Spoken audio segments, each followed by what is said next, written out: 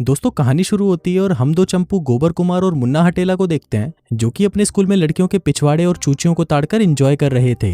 तभी मुन्ना हटेला कहता है कि आज तो किसी छमिया को पटाकर रात भर घोड़ी बनाना ही पड़ेगा। इस पर गोबर कुमार कहता है कि वो बात तो ठीक है, लेकिन यहाँ पर कोई भी हमें पसंद नहीं करता। अब वो दोनों बातें कर ही रहे होते हैं कि तभी पीछे से दो हरामी लड़के लोहा आदमी और शांतिलाल आते हैं और सभी के सामने उन दोनों के कच्छे उतार देते हैं। अब इन दोनों का हथियार इतना छोटा था कि सभी लड़कियां देखकर हैरान हो जाती है कि भैंस इतना छोटा भी किसी का हो सकता है, जिससे शर्मिंदा होकर वो दोनों अपना पिछवाड़ा उठाकर वहां से चले जाते हैं। तभी सीन शिफ्ट होता है और हम इन्हीं दोनों को देखते हैं जो कि टीवी पर ठुकम ठुकाई वाली फिल्में देखकर मजे ले रहे थे। फिर जमकर हिलाने के बाद वो एक दूसरी फिल्म फ्रैंकेनस्टाइन लगा देते हैं, जिसमें दिखाया जाता है कि एक चूतिया साइंटिस्ट कुछ कूड़ा कचरा इकट्ठा करके उससे एक आदमी बना देता है जो कि बाद में उसी की मार लेता है। अब ये मूवी देखकर मुन्ना हटेला गोबर कुमार से कहता है कि काश हम भी ऐसे कोई लड़की बना सकते। इस पर गोबर कुमार कहता है कि नहीं, ऐसा कर पाना नामुमकिन है, ये तो सिर्फ इन बकचोद फिल्मों में ही होता है। मुन्ना हटेला कहता है कि ऐसा हो सकता है, अगर हम तुम्हारा कंप्यूटर का इस्तेमाल करें तो हम एक शानदार सी लड़की बनाकर उसे दिन रात बजा सकते हैं।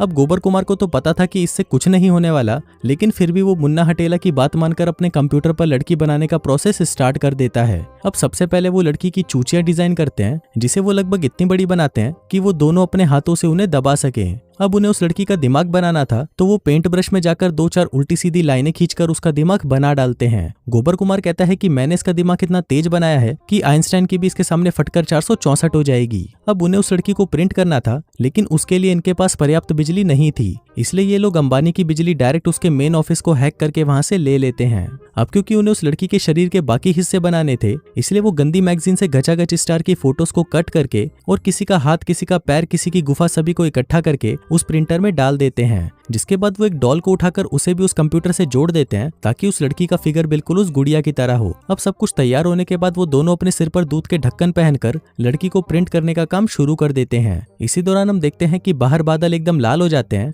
और इसके साथ ही जोर का तूफान आना भी शुरू हो जाता है। तभी उस तूफान की बिजली सीधा आकर उनके घर पर गिरती है और उनके घर की सारी इलेक्ट्रॉनिक चीजें काबू के बाहर हो जाती है। अब ये देखकर उन दोनों की फट जाती है, जिसके बाद मुन्ना हटेला उस कंप्यूटर को बंद करने के लिए उस पर बैट से मारता है, लेकिन उस कंप्यूटर को कुछ नहीं होता।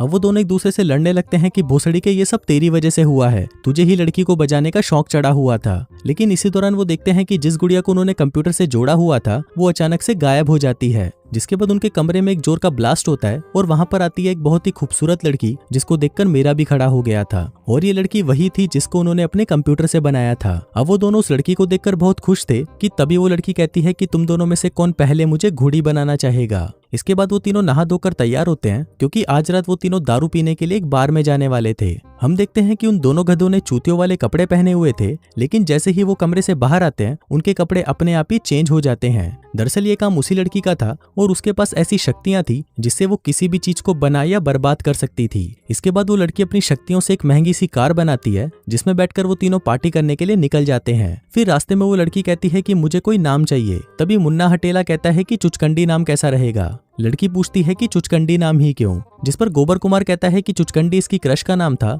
जो उसे चूतिया बनाकर भाग गई। अब उस लड़की को भी ये नाम बहुत पसंद आता है और वो अपना नाम चुचकंडी रख लेती है। इसके बाद वो तीनों एक बार में पहुंच जाते हैं, लेकिन उन दोनों की उम्र बार में जाने के लिए काफी कम थी, इसलिए चुचकंडी उनकी एक फेक आईडी बना देती है। अब कुछ देर तक वहां पर दारू पीने के बाद उन दोनों को इतनी चढ़ जाती है कि वो लोग नशे में लंबी लंबी फेंकना शुरू कर देते हैं। मुन्ना हटेला एक कालिये से कहता है कि चल भाई, मैं तेरे को अपनी कहानी सुनाता हूँ। बताता है कि पिछले साल ही मैंने एक शानदार सी लड़की को घोड़ी बनाया था। कहता है कि मेरा 8 इंच का घोड़ा देखकर उसकी हालत खराब हो गई थी, लेकिन मैंने उसे पीछे से दबोच लिया। फिर मैंने उसकी इतनी खुदाई करी कि उसकी छोटी सी गुफा को मैंने गहरी और बड़ी सुरंग बना दिया। वो कहता है कि वो लड़की सिर्फ 13 साल की थी, लेकिन उसकी चूचियां इतनी बड़ी थी कि वो मेरे हाथों में भी नहीं आ रही थी।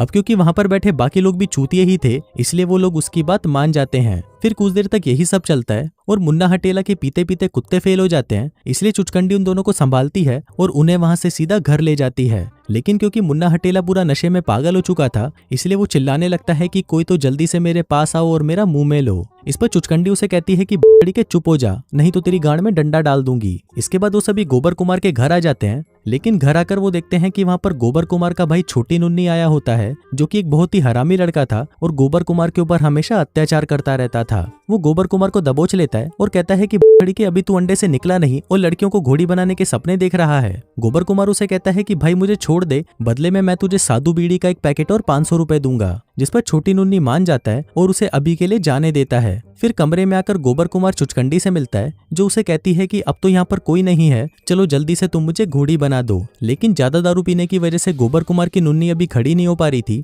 इसलिए वो दोनों एक दूसरे को चूस कर ही सो जाते हैं। फिर अगली सुबह वो तीनों मॉल में शॉपिंग करने जाते हैं, जहाँ पर चुचकंडी अपने लिए एक ट्रांसपेरेंट कच्छी खरीदती है ताकि आज वो उन दोनों चूतियों को चरम सुख की प्राप्ति दे सके। वहीं मॉल में हम शांतिलाल और लोहा आदमी को देखते हैं, जो कि अपनी अपनी बंदियों के साथ वहां पर आए हुए थे। इसी दौरान उन दोनों की नजर उन दोनों चूतियों पर पड़ती है और वो लोग उनकी गांड में उंगली करने की सोचते हैं, जिसके बाद वो उनके ऊपर जूस का एक पूरा गिलास फेंक देते हैं। लेकिन उनकी ये हरकत उनकी गर्लफ्रेंड्स को पसंद नहीं आती और वो गुस्सा होकर वहां से चली जाती हैं। इसके बाद जब ये दोनों वहां से जा रहे होते हैं, तभी इन्हें रास्ते में चुचकंडी मिलती है, जो इन्हें हिंट देकर वहां से चली जाती है। अब क्योंकि चुचकंडी ने इन दोनों के घोड़े खड़े कर दिए थे, इसलिए ये दोनों कुत्ते की तरह उसकी लेने के लिए उसके पीछे जाने लगते हैं। लेकिन बाहर आकर उन्हें पता चलता है कि चुचकंडी तो उन दोनों चूतियों के साथ है, जिसको देखकर वो दोनों हैरान थे कि भैंड इन दोनों में ऐसा क्या है जो इतनी शानदार लड़की इनसे सेट हो गई। फिर जाते वक्त चुचकंडी उन दोनों से कहती है कि आज रात को गोबर कुमार के घर पर पार्टी है, इसलिए तुम दोनों भी अपनी गाड़ी उठाकर वहां पर पहुंच जाना। फिर घर आकर चुचकंडी वहां पर पार्टी का सारा इंतजाम कर देती है,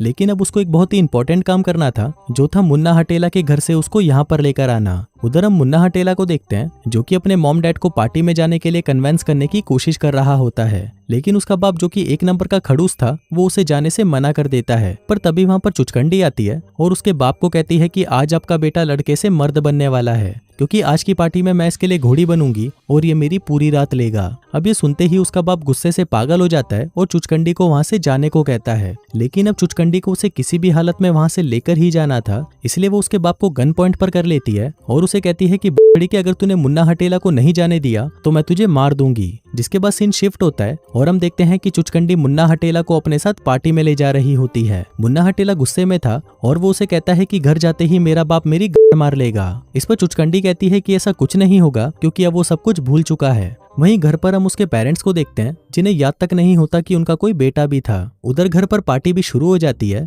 जहां पर हम देखते हैं कि चुचकंडी ने दुनिया भर के सभी चूतियों को पार्टी में बुला लिया था। उसमें लोहा आदमी और शांतिलाल भी आए थे, जिनका सिर्फ एक ही मकसद था कि कैसे भी चुचकंडी को अपने नीचे लेकर आना। और वहीं चुचकंडी भी उन्हें पूरा पूरा भाव दे रही होती है, जैसे कि वो खुद ही उनका घोड़ा लेने के लिए तैयार बैठी हो। वहीं मुन्ना हटेला और गोबर कुमार जब बाथरूम में हग रहे होते हैं, तभी वहां पर शांतिलाल और लोहा आदमी की गर्लफ्रेंड चिंकी और पिंकी आ जाती हैं। अब उन दोनों लड़कियों को ये दोनों हरकतों से एक नंबर के चूतिए लगते हैं, लेकिन ये दोनों उनसे काफी अच्छे से बात कर रहे थे, जो कि आज तक उनके बॉयफ्रेंड ने उनके साथ कभी नहीं की थी। इसलिए ये दोनों लड़कियां उन्हें थोड़ा थोड़ा पसंद करने लगती हैं। लेकिन जब वो उनसे मिलकर बाहर निकलती है, तभी वहां पर चुचकंडी आ जाती है और उन्हें कहती है कि बुथड़ी की मेरे बंदों से दूर रहियो, वो सिर्फ मेरे हैं और सिर्फ मैं ही उनके लिए घोड़ी बनूंगी। और ये बोलकर वो वहां से चली जाती है। वहीं लोहा आदमी और शांतिलाल चुचकंडी के पास जाते हैं और उससे पूछते हैं कि क्या हम तुम्हारे खेत में मजदूरी कर सकते हैं। लेकिन चुचकंडी उन्हें मना कर देती है और उन्हें कहती है कि मेरे खेत में सिर्फ गोबर कुमार और मुन्ना हटेला ही मजदूरी कर सकते हैं, क्योंकि उन दोनों ने ही मुझे बनाया है।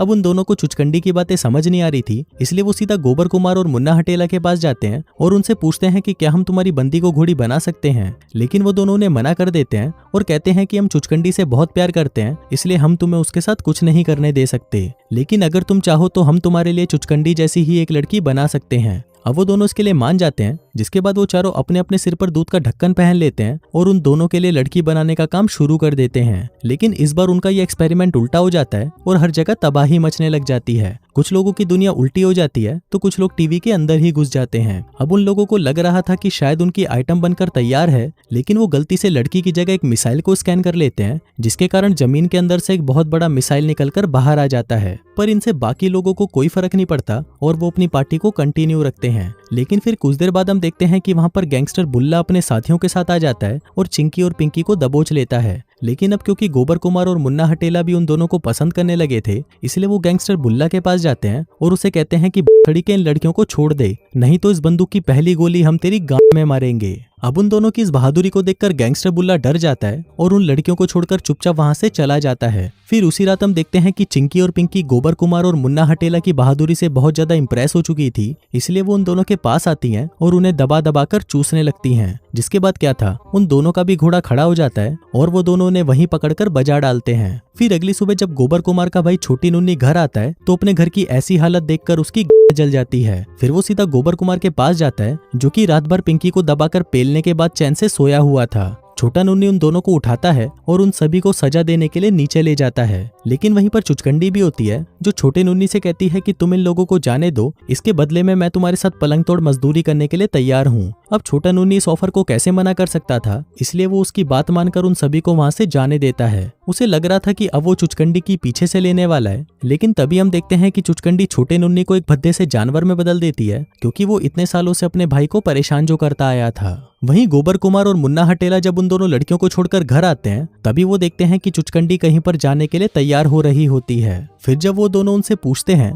तो चुचकंडी उसे बताती है कि अब उन दोनों को उनका प्यार मिल चुका है, लेकिन अब वो अपने प्यार की तलाश में यहाँ से कहीं दूर जा रही है। जिसके बाद वो उन दोनों को गुड बाय बोलकर वहां से चली जाती है। तभी उसके जाते ही हम देखते हैं कि घर में जो कुछ भी तबाही मची हुई थी वो सब फिर से ठीक हो जाती है। इसी दौरान वहां पर गोबर कुमार के मॉम डैड भी छुट्टियां बिताकर घर लौट आते हैं और उन्हें अपना घर पहले की तरह साफ सुथरा और सलामत मिलता है। फिर फिल्म के लास्ट सीन में हमें दिखाया जाता है कि चुचकंडी ने एक स्कूल ज्वाइन कर लिया है जहां पर वो लड़कों की जिम ट्रेनर बन चुकी है। और इसी के साथ ही ये कहानी यहीं खत्म हो जाती है।